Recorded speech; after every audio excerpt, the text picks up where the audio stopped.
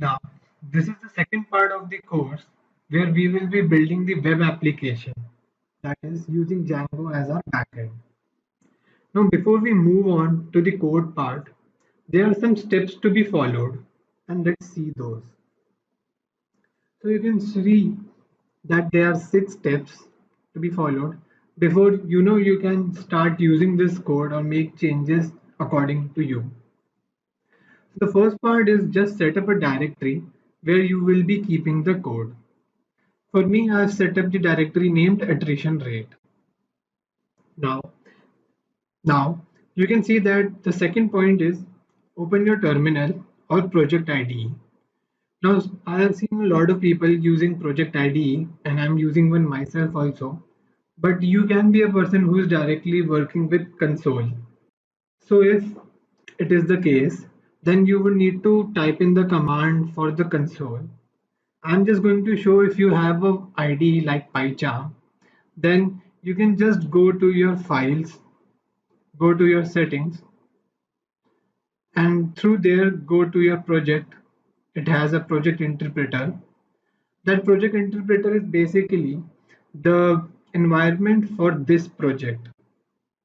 Now see, I have already set up an environment for my project, but if you have not, you can just simply go to the settings button and then click on add. Now you can see that my environment has all of these packages, and I will tell you how to install all of these packages in one go. Now once you have made your environment, then once you have made an environment, then you need to run a command, that is pip install requirements.txt. So what you have to do is, in the code, just go to your directory name my site. Now once you've entered here, so like once you have gone inside your my site uh, directory, see, there are some of the files present here. There are two directories more, attrition and my site, and there are some of the files named db.sqlite3, flow, manage.py, procfile requirements, runtime.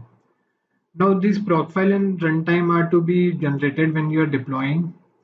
And this requirement.txt, if I open this, you can see that all of the packages that were downloaded in my environment or installed in my environment are present here. So what you have to do is just in your command line, write pip install requirements.txt.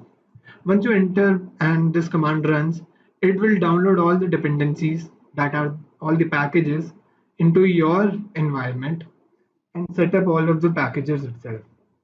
Once you have done that, the next thing is to set up your Django project. Now Django project is set up using two commands. First is your python manage.py migrate. Now this is a command that is specific to Django, not Python. And once you run this command, what Django understands is that there's a project, it has some database, and all of the database tables are to be created and set up for this Django account or this Django project. So once you do this, all of the tables that were to be used by Django are now created and kept. The second command is python.manage.py run server. So what this command does is basically locally starts a server on your laptop or maybe your computer, and then you can see that it's starting up the server locally, and it would give you a URL through which you can access the Django based website. It's taking a little time. Yeah, you can see there's a development server, and the URL is present here. Now if you click on it, it would take you to the site, and it's showing me an error. But don't worry, it's not actually an error because there is no URL setup for just this part. If you add show iteration,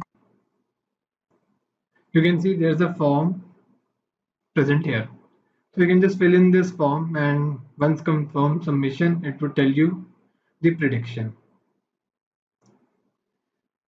So this is the part or how you can set up your Django based web application. But before I move forward, there's two things to be noticed here. That is attrition and this my site directories.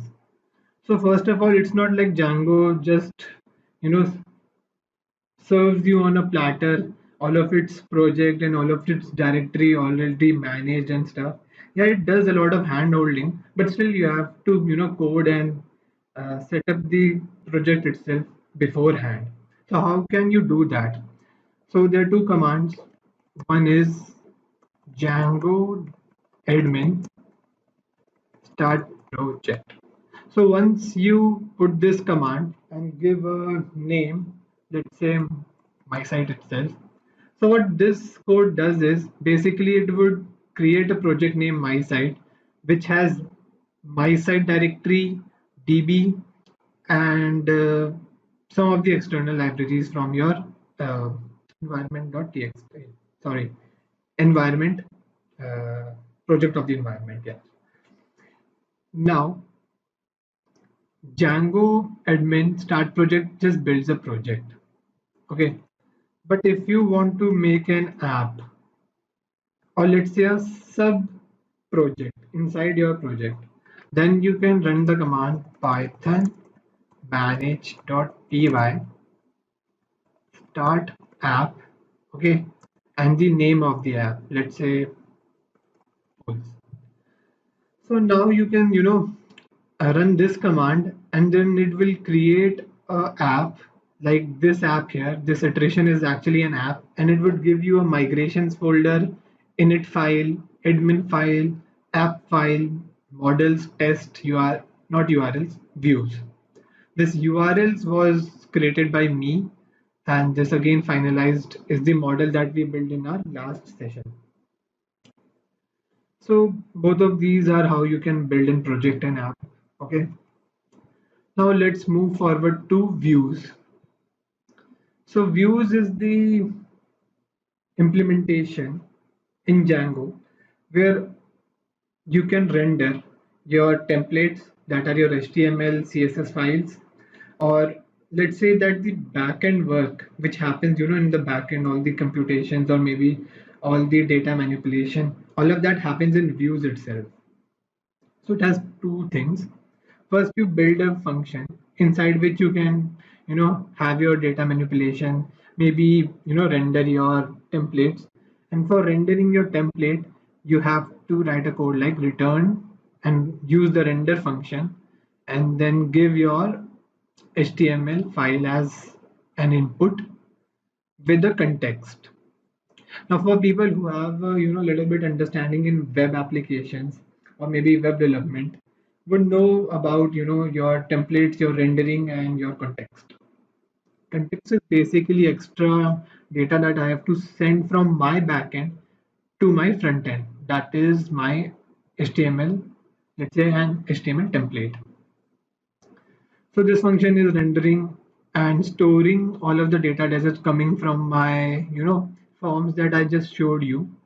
You can see that person's name, location, gender, tenure group, everything is coming from my front end here, and I'm storing them in my variables, sending them to a finder function that I have built, which is using the pickle model for prediction.